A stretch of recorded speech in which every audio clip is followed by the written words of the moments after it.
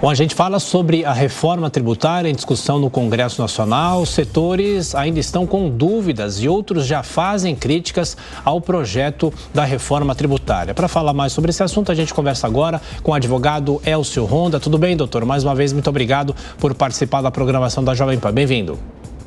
Muito bom dia, muito obrigado aí pelo convite aí da Jovem Pan. Muito bom dia, Tiago, Adriana. Prazer estar aqui com vocês. Prazer é nosso em recebê-lo.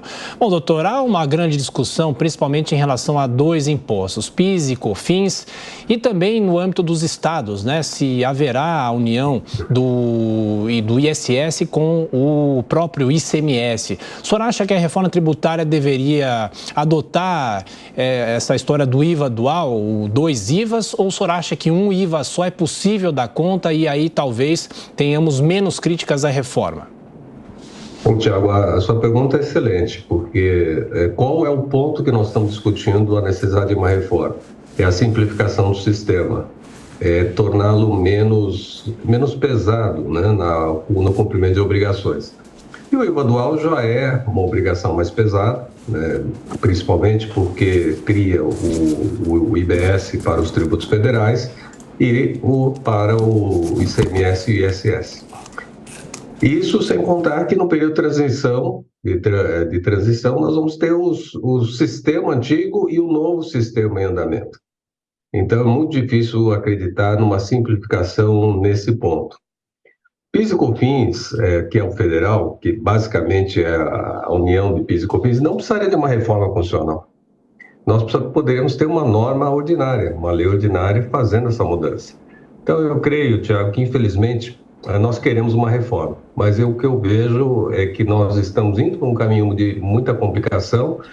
No próprio relatório, que aliás não trouxe o texto, né, só trouxe linhas gerais, no relatório já temos várias exceções, já previsão de alíquotas diversificadas. E eu acho que o que nós precisávamos é realmente ter coragem de fazer um sistema mais simples, mais unificado, mais horizontal, e com diminuição da carga, porque dizer que a carga vai ser neutra é conversa, isso nunca será neutro.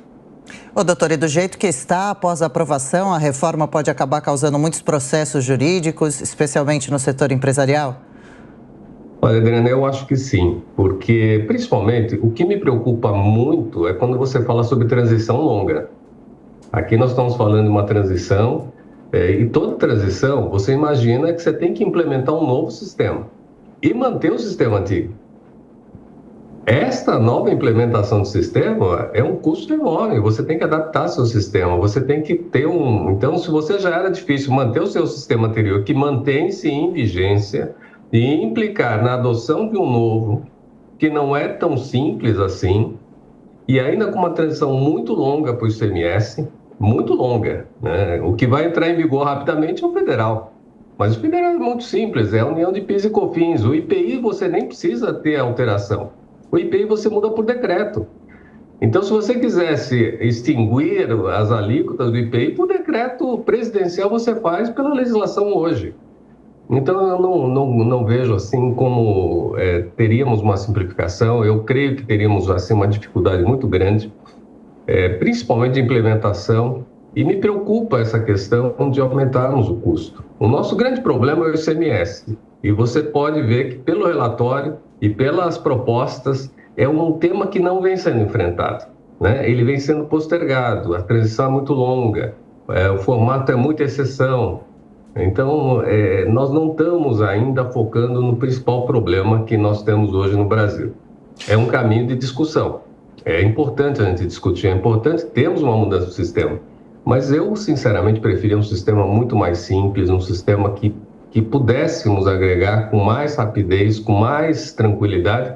E, principalmente, precisamos ter coragem de diminuir a carga tributária e acreditar que, com a diminuição da carga tributária, vamos ter um aumento muito maior de contribuintes pagando.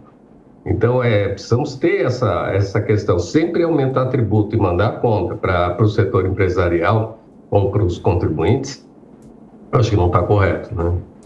Ô, doutor Elcio, como é que ficam os benefícios para inúmeros setores, né? Recentemente tivemos a decisão de possivelmente prorrogar a desoneração da folha de pagamento, que é algo importante aqui para o Brasil, para a geração de empregos. Mas eu pergunto, você faz concessões para alguns setores, para outros não. Como é que esses setores ficam com a reforma tributária? Olha, a pergunta é muito boa, porque você veja que hoje no Brasil você tem mais exceção do que a regra. O PIS e COFINS tem mais exceção do que regra. Agora nós estamos votando de novo a desoneração da folha, né, que vem se prolongando. E por que os setores pedem essas desonerações, esses incentivos, né? Porque a carga está desequilibrada. Então vale aquele que mais briga, aquele que mais pede, aquele que tem um lobby melhor no Congresso, né, para conseguir os seus incentivos. Veja o ICMS. Nós tivemos agora, recentemente, a aprovação de uma lei complementar, a 160, que convalidou todos os incentivos, pondo fim a uma grande briga que estava acontecendo, né, em autos de infração no Supremo Tribunal Federal, e nós temos a convalidação de incentivos fiscais estaduais até 2032.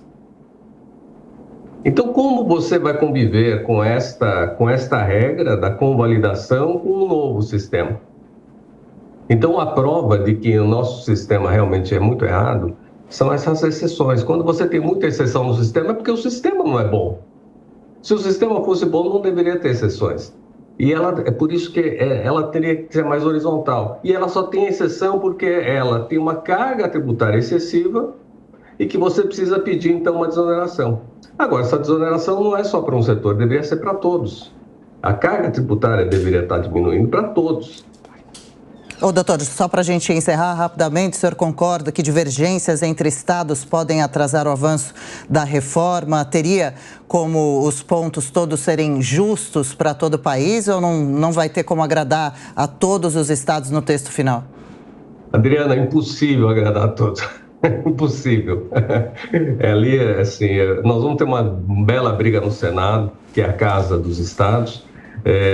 Ninguém está satisfeito. Aquela coalizão que havia antes da pandemia, quando os estados estavam precisando de recursos, aquilo está se desintegrando. Ou seja, os estados se acomodaram e muito dificilmente os governos vão estar, assim, muito simplesmente abrindo mão da maior parcela do seu orçamento, que é o ICMS. Então, nós vamos ter uma dificuldade muito grande de discussão, viu, Adriano? Conversamos com o tributarista, advogado Elcio Ronda. Doutor, muito obrigado mais uma vez pela gentileza. Bom trabalho. Um abraço. Obrigado, viu? Fiquem com Deus.